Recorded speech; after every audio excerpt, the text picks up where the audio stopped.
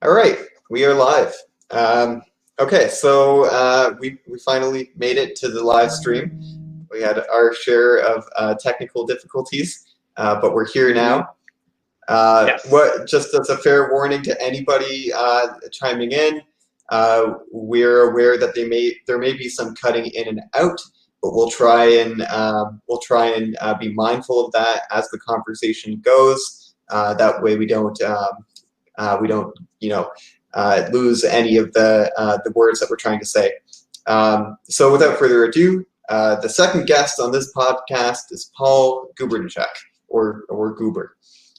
So thank you very much for coming on. You're welcome. Yeah. Thanks for having me, Alex. Awesome. Yeah. So you and I have known each other for a fairly long time now. We were just talking about this before going live. You've known me since I was knee-high, and probably before that. And that's from the TFcon conventions. So Yes. How long have you been going to those? I've been going to the TFcon conventions almost since they first began in 2002. My first year, I think, was 2003. Wow. And I've just been going ever since. And so pretty much since 2003, 2004 is when I really first started going hardcore, and I just never stopped. I've been going the whole time. I've lost count. How many years is that now? And It's I just a lot. missed 1 year. I only missed 1 year in 2014 because I was traveling overseas. Gotcha. So 2003, 2004, that's got to be the second or third convention that you went to. What was the convention like when you first went? What was the first convention like? The first one the first one I actually experienced was I literally did not know it was even happening. Me and a friend were hanging around, and we found out about it that day, and it was in Montreal. We no, wait, was it in Montreal? I'm not It even wouldn't sure. have been in We just Montreal. kind of found out about it and kind of walked in. It was from.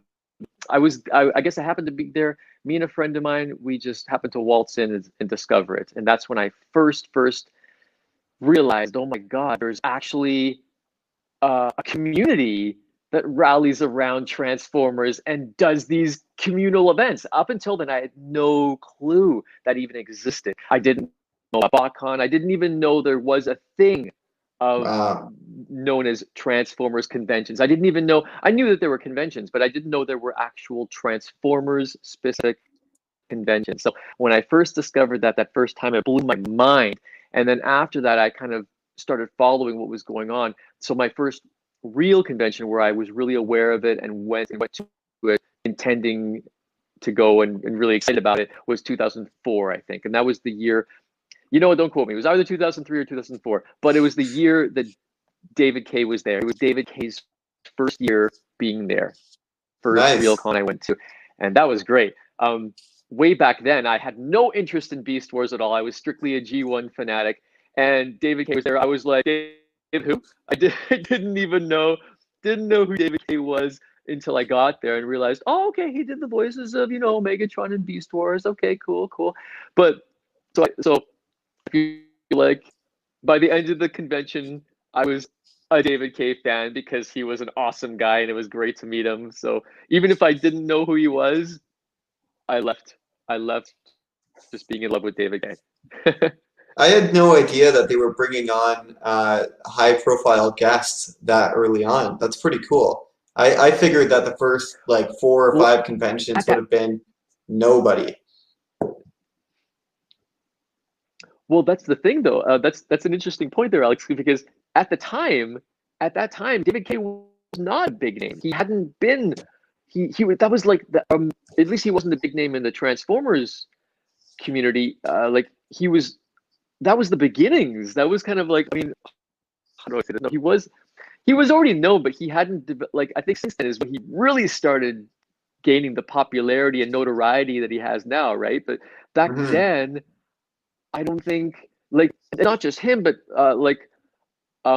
most Transformers actors around that time were not considered, I don't think they could command very high prices. I think it was because I don't think it was common at that time to to have have conventions with all these high profile guests. Like back then, it wasn't. I don't think it was considered that way. It wasn't. They weren't considered high profile. I think over the years, since 2004, they've developed all the guests have become more in demand, and because Transformers has become a much bigger thing. So now he's high profile for sure. Yeah. Yeah. So what was it like for you being a collector before realizing that there was a, like, did you know that there was a community of Transformer collectors, or even that was completely, like, were you involved in the online forums before then? Were you involved in any capacity with other Transformer collectors? Not really, no, not at all. I didn't even know. I had a few friends who were into Transformers. That's it. I didn't know there was a Transformers community at all. So that first year the first year before David K, when I first walked in on it, I had no clue. Yeah, I was completely oblivious to the existence of a Transformers fandom. Nice. Yeah. One of the nice is a weird way to describe that.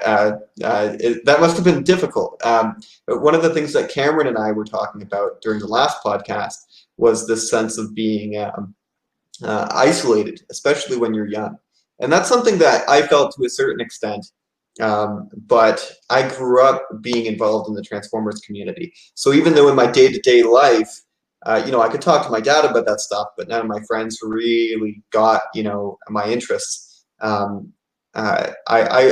still felt that sense of isolation, but to me, it's really crazy to imagine what it would have been like to be a collector that was just completely, on their own, just, sticking to their guns. This is what I like, and everybody thinks it's weird, but I really like it. And then that feeling of there are other people that really like it too, and you can go over here and not be weird anymore. Now you can just be one of the guys, one of the people there. Yeah. It was a total revelation when I realized that could be a thing. Yeah. But also, I mean, I wasn't as into, like, how was it? I was always into Transformers, but the once I discovered there was fandom, and once I discovered there was conventions, and there was that whole dynamic of being a Transformers fan, that drew me more into the hobby as well. Like I don't think I would have considered myself a collector before. I was a fan. I love Transformers, and all my Transformers basically consisted of all the ones I had from childhood, and I bought a few here and there that I was interested in because, like, oh, this is cool. If I saw a chance, if I saw an opportunity at a a collector's shop or whatever, I'd buy something. But I didn't really take it much beyond that. I just like I said, I knew what I liked. I had my fun with it, and that was it. But yeah, because once I became part of the community and realized that was something I could be a part of, then I became more interested in the dynamics of the hobby, and it drew me more. Yeah, I wonder how many people go through that similar kind of cycle of just having a passive interest for it, or remembering liking it as a child, and maybe just happening to have held on to the toys and still kind of liking them, and then going full force once they realize that you can do that, that there are other people that do that. And I wonder what kind of different archetypes of people there are. So in the early days of the fandom, there was none of that, I imagine. I imagine it was mainly just the people that were so hardcore about Transformers that found each other. And that's that's been my understanding of the formation of the Transformer community. And then since then, those people have brought on more and more and more people by doing things like conventions. And I wonder, just how different those two groups of people are. Did you find that being somebody who came in with a relatively passive interest in Transformers, that you were well accepted in the beginning, or was there any kind of reluctance to accept people into the group who viewed it as something maybe a bit more casual?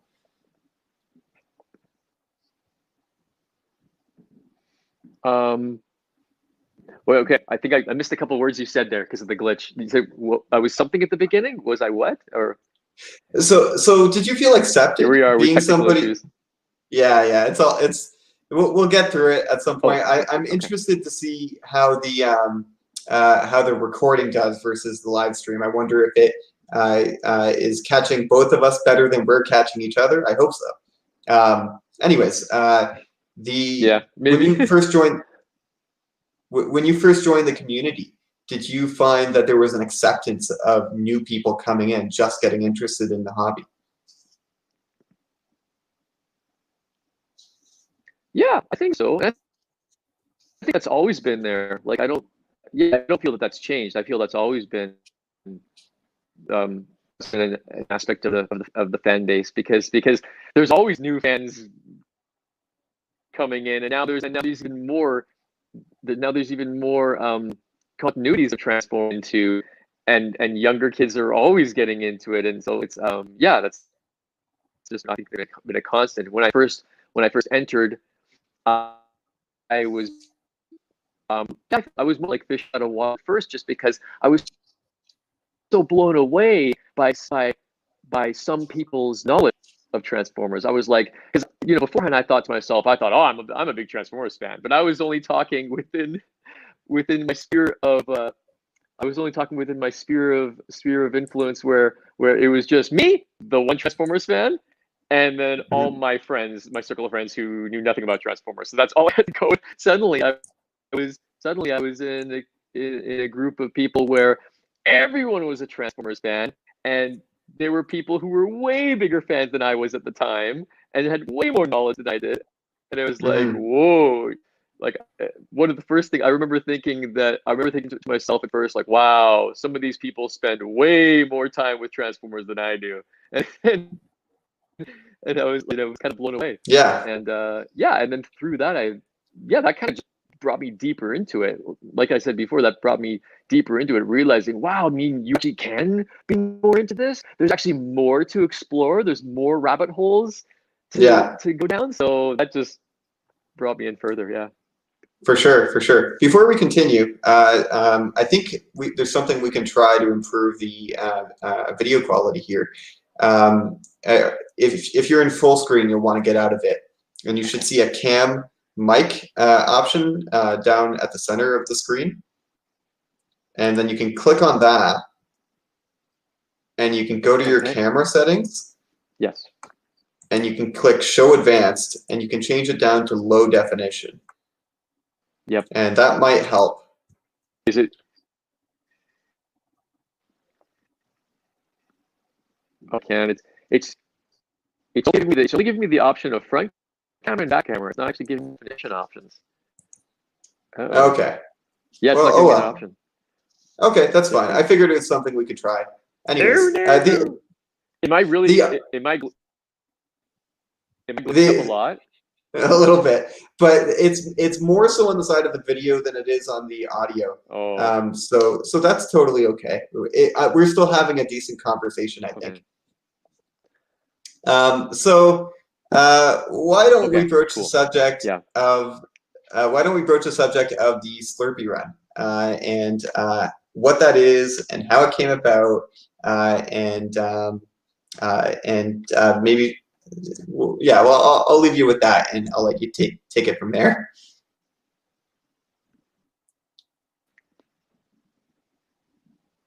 Okay, so the question is, you want to know how the Slurpee Run started? Or how? Yeah, well, just tell me a little bit about it. What is it? Where does it happen? How did it start? Okay. Okay. Well, the Slurpee Run, the unofficial TFcon uh, Slurpee Run, happens every year at Toronto.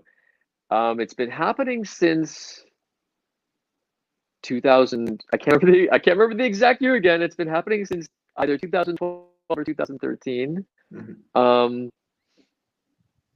Yeah, and basically the way it started, basically what it is it is an unofficial gathering where at the end of the night on Saturday night, on the Saturday of the convention, which is the main day, at the end of the night, uh, uh, myself and we gather as many people as possible to all do a Slurpee Run to 7-Eleven, which is a few blocks away. It's like a good like 20-minute walk from the convention. And it started in, like I said, 2013 or 14, and since then it has become tradition. And it has this crowd of us that go from the convention to 7-Eleven on the Saturday night that has grown exponentially every year, and now it's gotten to the point where we have like 50 or 60 people coming every year, and the germ, the convention to the 7-Eleven involves drama and pageantry, and involves like speeches, and we have a matrix that we carry. Everyone takes turns carrying the matrix and lighting our darkest hour on the way to the 7-Eleven, and we and then it's even gotten to the point where even the people who work at the 7-Eleven, the people who work there, I think they know they're coming every year. I think they kind of anticipate, okay, this is that weekend that crazy group of people show up and take over the whole 7-Eleven. So yeah, yeah, it's become quite a thing, and I'm super happy about it. I'm super proud of that. And it started it started because with the faction feud, there's just before the Slurpee Run, there's an event called the Faction Feud, which is a Transformers trivia game show. And I was part of, or I am part of a team there called the Ninja Consultants. And I think and then in that particular year, the year before the Slurpee Run began.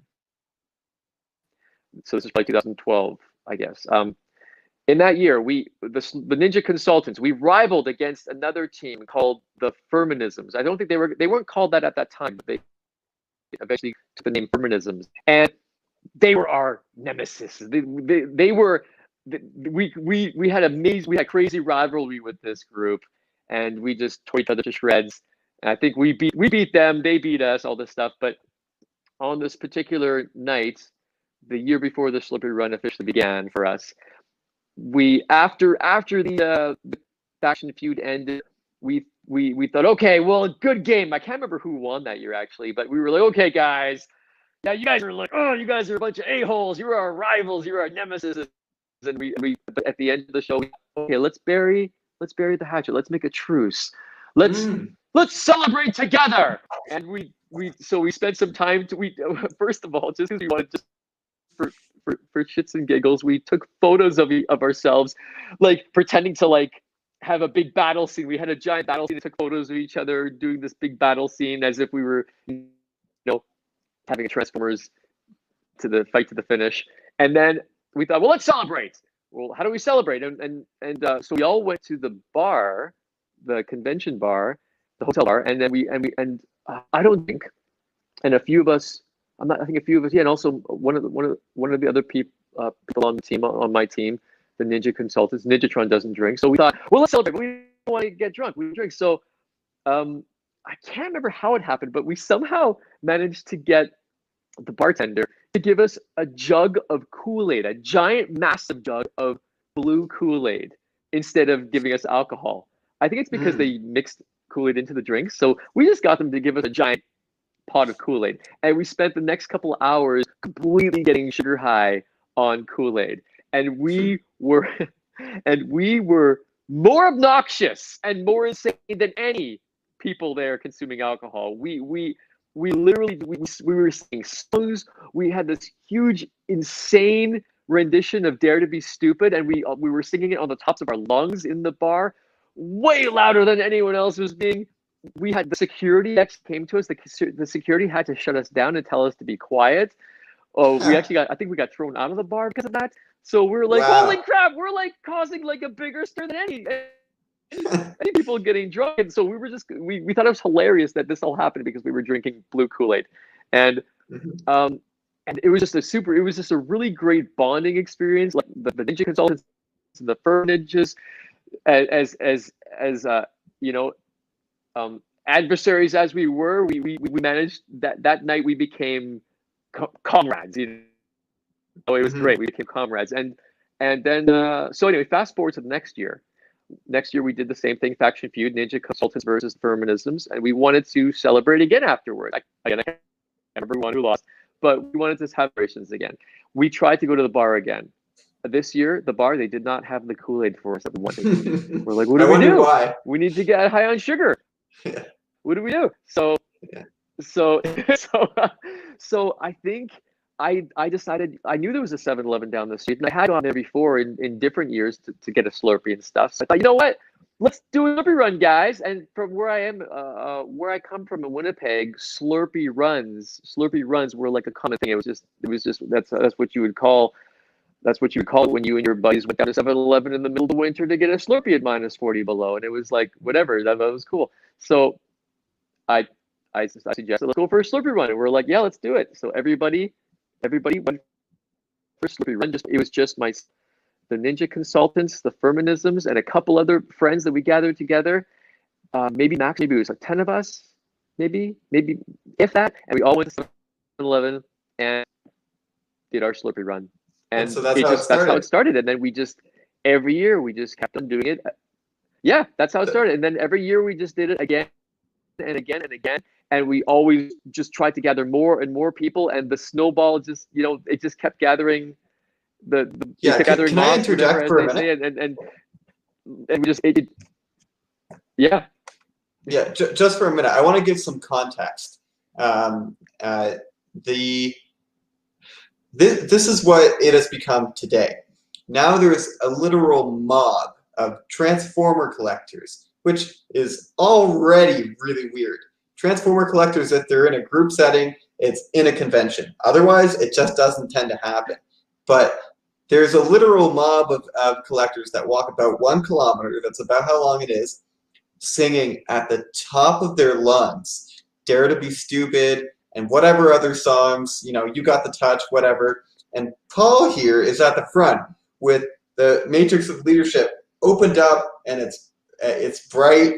And to any onlookers, there's no sense to any of it. None of it makes sense. There's songs, being sung that they don't recognize with a bunch of crazy-looking people, some of which are still cosplaying. I think there's a guy who cosplays as the Swedish Chef.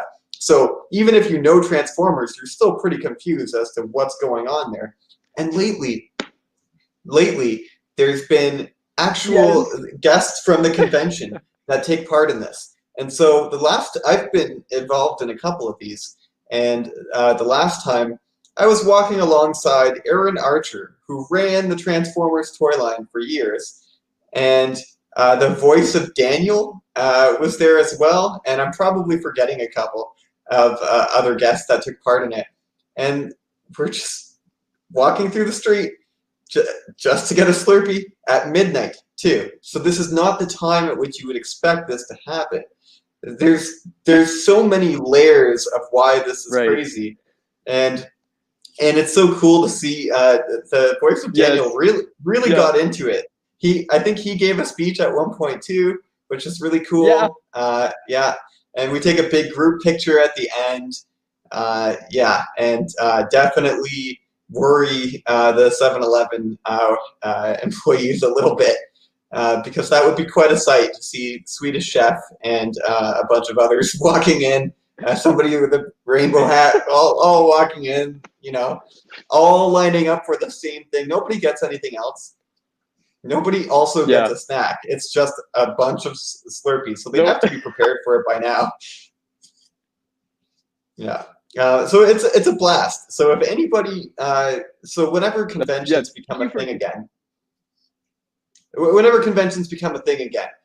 definitely something to get involved in. It's one of the times where you actually really get to talk to the guest. Ironically, that's not the intent, I think, of the Slurpee Run. But it's a good time to just walk alongside, some of the people who've been involved in Transformers and talk to them while hearing, people chanting your favorite music, and it's a load of fun, And it only lasts about 20 minutes, and then it's all done. But it's a blast. It's the most memorable thing about the convention by far. Okay. Oh, thank you. That's amazing. Yeah. Thanks for sure. Yeah. I like it. Okay. And so thank you for giving that extra context, because you know what? It's like, for me, it's such a normal thing. Like, for me, I guess because I've been doing it for so long, it's become normal. and I think it's great. I need a perspective. I need your perspective from from someone who's joined the Slurpee Run. Um, uh, to, it's good to have your perspective so that people can get an idea of you're right, how crazy it is on so many levels. There are so many levels of novelty to it that I kind of maybe I take it for granted now because I've become so used to it. But yeah, thank you. Yeah, no problem. I was trying to explain. I wanted my wife to come with me the last time that we did it, and I was trying to explain to her what it was and why we did it, and there was nothing I could say to her that would make her understand why we did it or what it was. It was just, it went right over her head, and because she's not a Transformer fan or a collector, and she just looked at me wild-eyed, and I got her to join, and she had a blast too. So even if you're not into Transformers, it ends up being a good time. This is an unofficial thing, just to be clear. The Slurpee Run is not, it's not endorsed by TFcon, although I'm sure, they don't mind it. No. But you have been involved in an official capacity with the convention in Manitoba, which was EnterCon, correct? Yes, yes. I've been involved. Well, I mean, even at TFcon, I have been a volunteer several times at TFcon, so I've had some involvement with that, and because I got involved at such an early stage in its development, yeah, I did have a chance to at some points to get involved. Like I have really enjoyed the ways that I've been able to be involved at TFcon as well, and then and just recently in Manitoba, I've become involved in EnterCon, which is the local Manitoba convention here, and yeah, that's been awesome. This year, which was EnterCon's first year having a virtual convention. This is my first time really being involved in it heavily. Last year I was involved as well during our physical convention, and that was my first time being involved in EnterCon, just helping with emceeing and helping with I did like a game show, and it was amazing. And yeah, this year when we did it, we decided to do it this year and make it completely virtual. And what I love is that we decided, well, we're not going to make everything pre-recorded. We had a couple of pre-recorded things, but we decided to make as much as possible live and interactive, using Zoom, using Twitch, using all that stuff. So, and I think it went amazingly well. Yeah, it was, as far as I know, it is to date the most live and interactive virtual Transformers convention that has happened yet, ever. So I think EnterCon has those bragging rights at the moment. So what defines or rather, what distinguishes a virtual convention from a series of live stream videos? What kind of interaction is there? What kind of what happens during a virtual convention? Because I have yet to take part in one. Okay, well, in a virtual convention, well, I mean, you could still have live streamings and still consider that a virtual convention. But what we did at EnterCon that I think made it special was that we used Zoom as the primary platform for our panels, which makes it so not only is it live, but it's also completely interactive using Zoom rooms. So the fans, like anyone attending, can directly interact with one another and directly interact with the panel hosts and with the guests and with everyone. So it's, in that way it's just like being there or as close as you can get anyway. So yeah, that's special. Yeah, I think a big part of the conventions and its value to the participants is the social aspect. Obviously, a lot of different people go to conventions for a variety of reasons, but I think that among a large group of the participants, you're there, of course, to see the toys, of course, to see the guests, but above all else, you need that sense of community, which is something that when you have such a niche hobby is a little difficult to get. And so yeah, okay, the fact that people can interact together at the same time, as well as interacting with the guests, and just be a part of a shared experience, must be really nice. And during today's day and age, yeah, that a Zoom meeting is the most is the closest thing you can get to group interaction again. And you guys did some kind of live stream event for the Slurpee Run too, didn't you? Yes, well, that's yeah, totally. Yeah, the Slurpee Run has also gone virtual. This is before TFcon.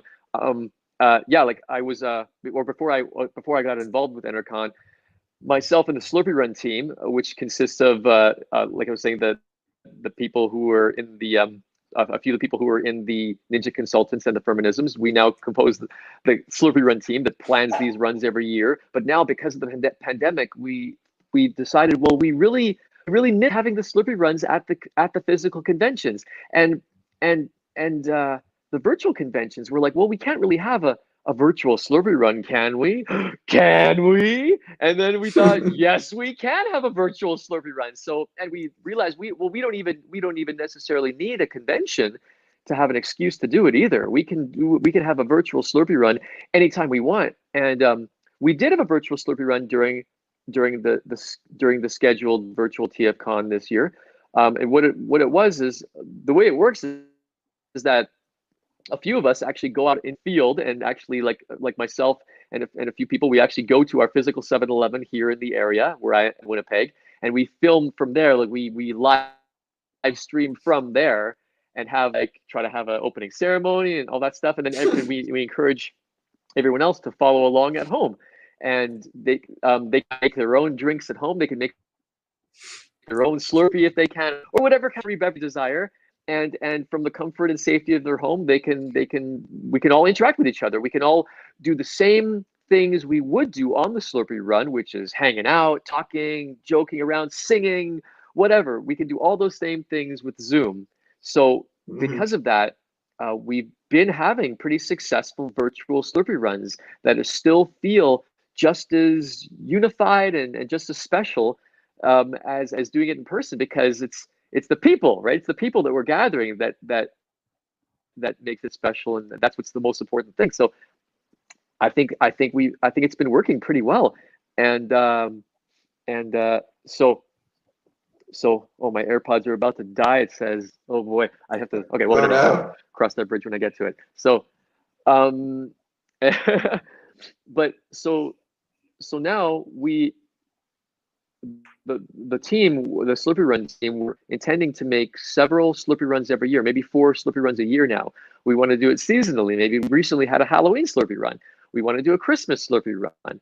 And then we're gonna try to have these semi-regular Slurpee Runs ongoing throughout the year, so that whether there's a convention or not, the Transformers fandom can still have a way to get together and enjoy each other's company. And we use the Slurpee Run as the vehicle to do that. So so we have great aspirations for growing this, and I think it's great. Yeah, I want to take a second to acknowledge how simultaneously. So you were saying? Did you say something? So I want to take a second to acknowledge how simultaneously the Slurpee Run is, or the Transformer-themed virtual Slurpee Run is at once the most ridiculous thing possible, and yet the most awesome thing possible. And an idea like that could only possibly have come from you. You are the most ridiculous and awesome person I know. And I mean that in the most genuinely nicest way possible. You're a joy to have around the conventions. You have a personality about you that's completely, you're exuberant, you have so much energy, you have some quirky aspects, but you just own them. And it just adds to the pile of what makes you awesome. And the Slurpee Run is obviously just a product of you. It's just like an embodiment of your kind of thinking and your way of being, which is so cool. Okay, so we talked about the Slurpee Run at length. I want to move Thank on you. to I want to move on to your years of being a freelance artist and some of the kinds of art that you've done. And one thing I can throw at you to get you started, and this is a story I told on the Transmissions podcast. It's you did some box art for a Mega Bloks line, and I want to say the late 2000s that that seemed to be suspiciously Transformer themed. So the robots on this line, it was called Plasmatech, and I've kept one of them basically my whole life. It looks like a gray shockwave, so it could be your galactic man. It's about legend scale, and they didn't transform, but they came in Cybertronic looking eggs and this came out right after the movie.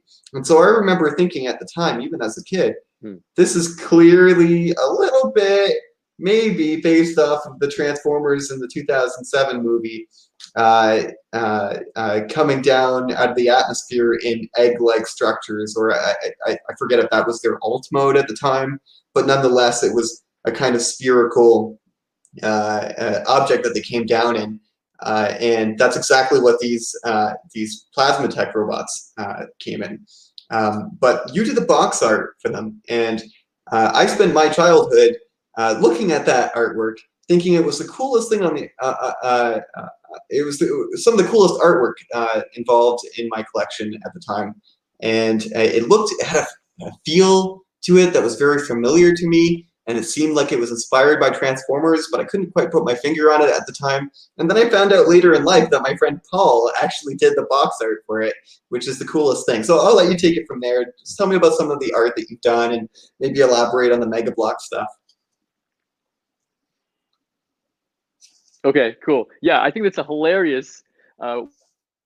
When you told me that at a Transformers convention, you told me that story that you'd relayed there. I was like, "Whoa, crazy!" I was blown away because that's hilarious that you had known about that for years, and then one day you found out, wow, that you know the guy who did it, and yes, indeed, that your suspicions were right that it was Transformers influence, or at least the arts that I made for it was definitely Transformers influence because I'm such a huge fan. So yeah, that's exactly what it was. I've been a freelance artist for many years, even way before I knew, even way before I was going to Transformers conventions. I've been a freelance artist, and it just so happened that I got a lucky and was contacted by Bloks to do these toy packages, and I was like, yeah, sweet. So that's how that happened. I guess they saw my portfolio online somewhere, and so I did 5 or 6 robots for them, 5 or 6 designs.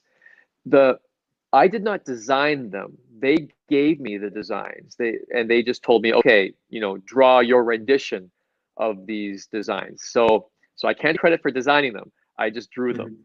I just drew them in those poses with what you saw. So yeah, You're but Mark still, I was Watts. very happy with how they turned out. And I also have, huh?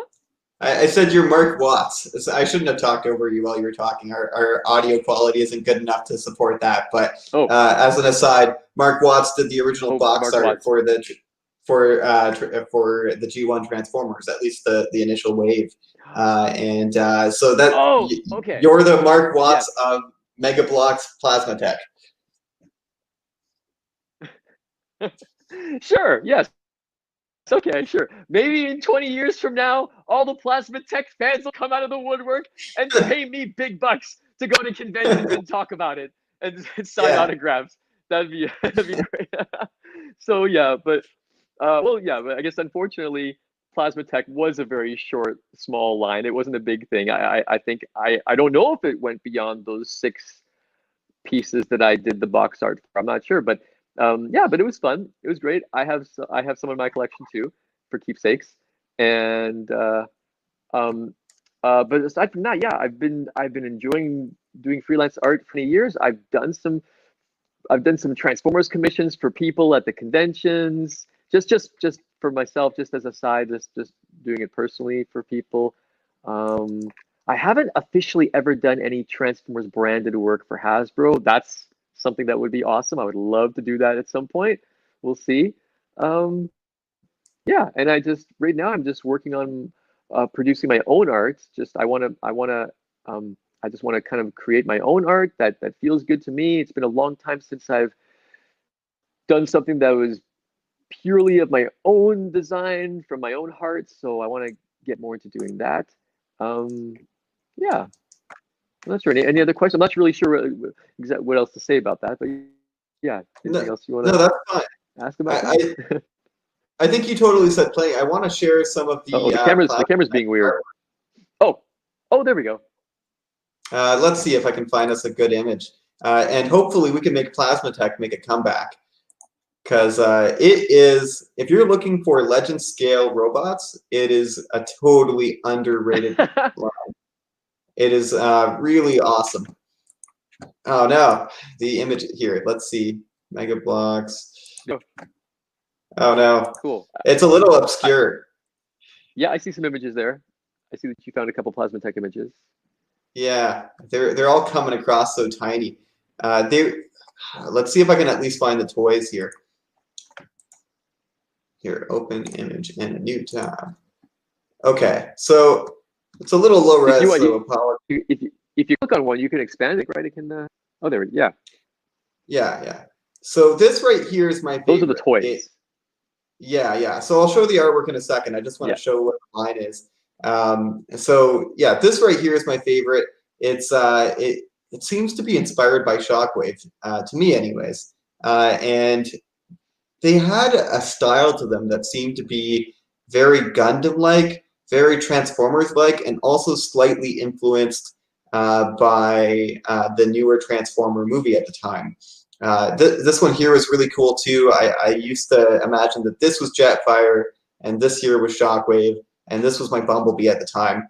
And they're not accurate, I know, but when I was young, that was good enough for me. Oh, and this was if you're looking for a legend scale Zeta Prime or Sentinel Prime, whatever you want to call them, this is your guy right here. This is the toy that you've been looking for. But let's see if I can get some kind of artwork to blow up. I gotta have to change my search settings to show large images. No. It's not coming up. It's so hard to find the artwork online.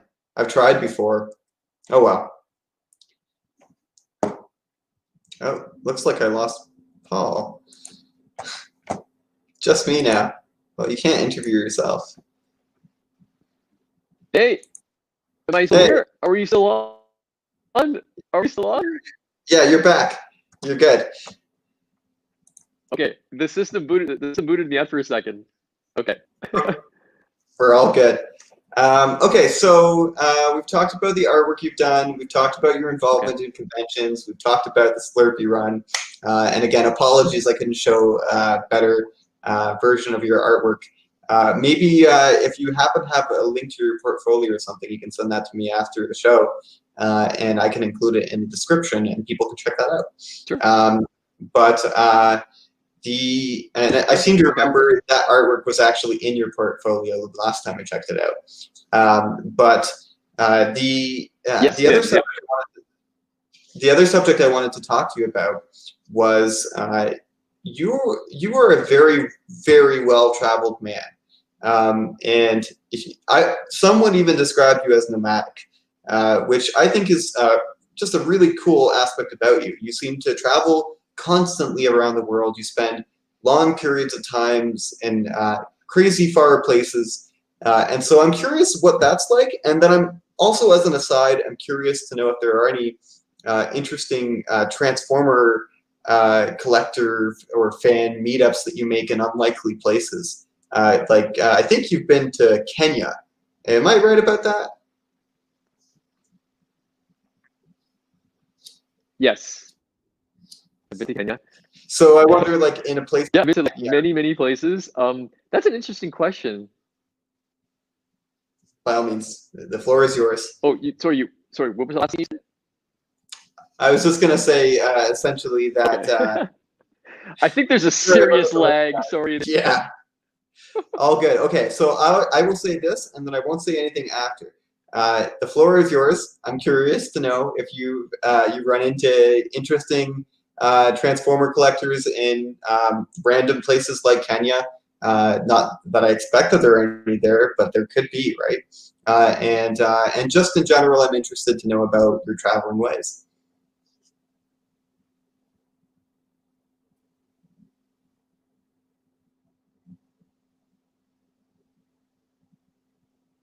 Oh, there you All go. right, I'm gonna piece was garbled. But I'm assuming that you asked what traveling is, and also if I've encountered any interesting transformer type things in my travels, or Yes. type or community things in my travels. So, okay, I'll go with that. Okay, cool. So, yeah, yeah, traveling is awesome. Well, I love it. I love traveling. I think I also consider myself nomadic, because yeah, because I do typically travel more than I stay in one spot. Where I am now in Winnipeg, where I live, this is the longest I've stayed in one place for many, many years. And that was a weird adjustment. But yeah, I've been to many places, not enough. Still many places I still want to go to. I'm not satisfied yet. And yeah, one thing I have done in my travels is I have gone out on little hunts to check out, okay, let's see what toys are like here. Let's see if there are some examples of transformers out here. I mean, it would all be I was looking for third party, like I was looking for knockoffs and things, third party stuff. I wasn't expecting to find Hasbro product on all the shelves and in the middle of all kinds of different trees. But I was looking for, yeah, I was looking for I wonder what the local Transformers would be like if there was such a thing, or if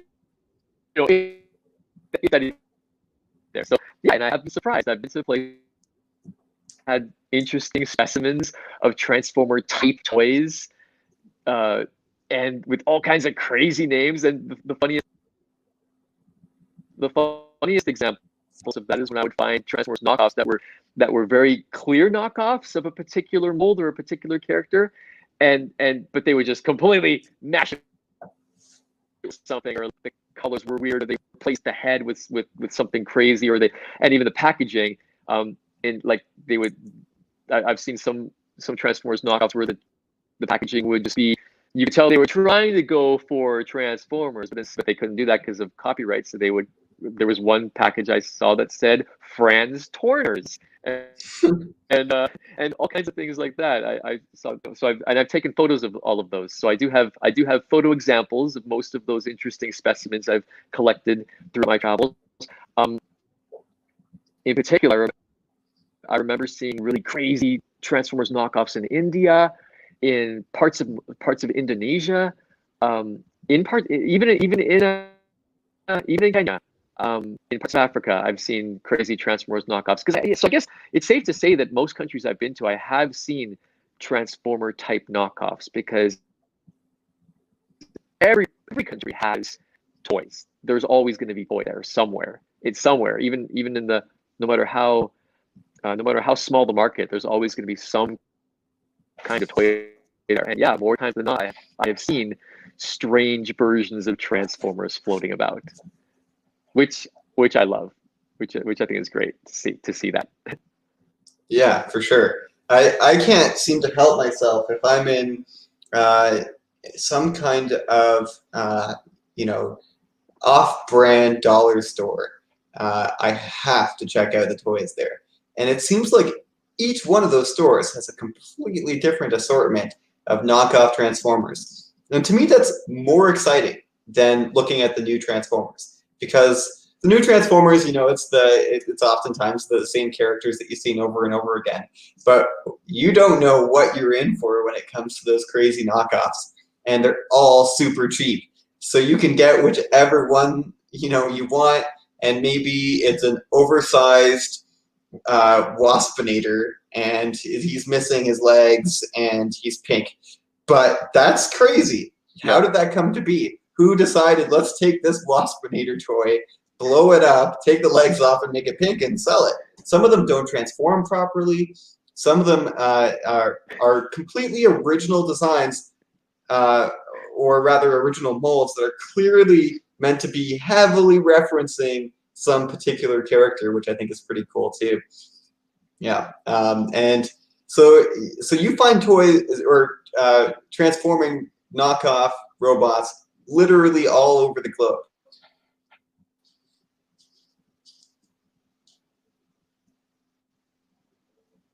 Yep. Yeah, it's true. What you just said, totally. I love it for the same reason. It's just so thrilling to see the crazy stuff that people came up with. And yeah, the same thought goes through my head when I see those crazy knockoffs. I'm like, who thought of this? Who decided? Who makes these decisions to make this toy, to make this monstrosity? It's like, so yeah. So there's been some really amazing finds that have made me ask those questions, and I've done my best to take a photo of each one. So I know I have photos. I've got oodles of photos of these strange things, and yeah, I think I can safely say those kinds of finds are especially prolific in parts of Asia, like in Japan and Korea. Yeah,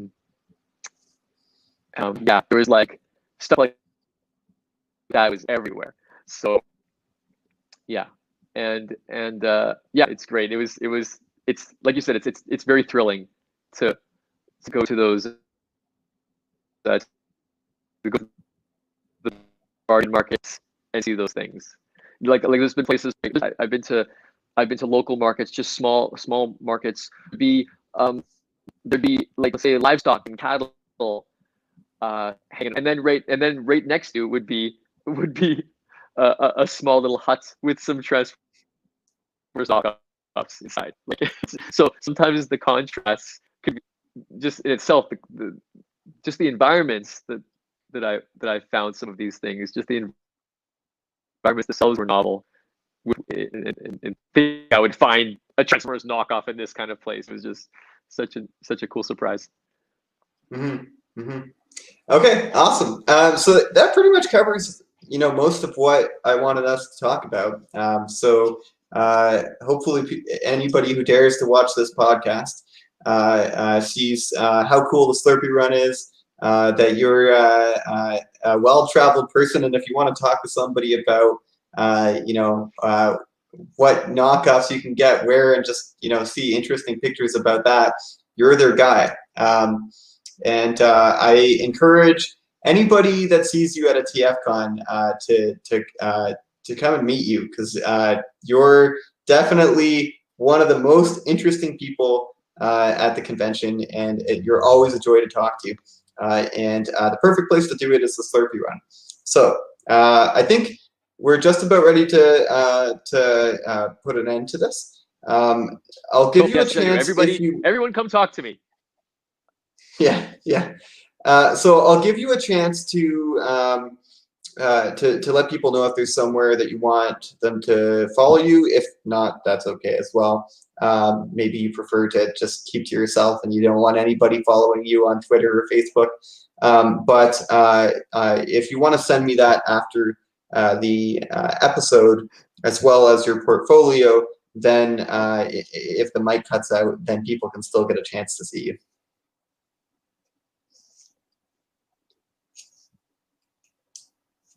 Oh, yes, good idea. Good idea. Yeah, I'll send it in the chat because the mic is probably going to cut out if I try to say it. Okay. All right.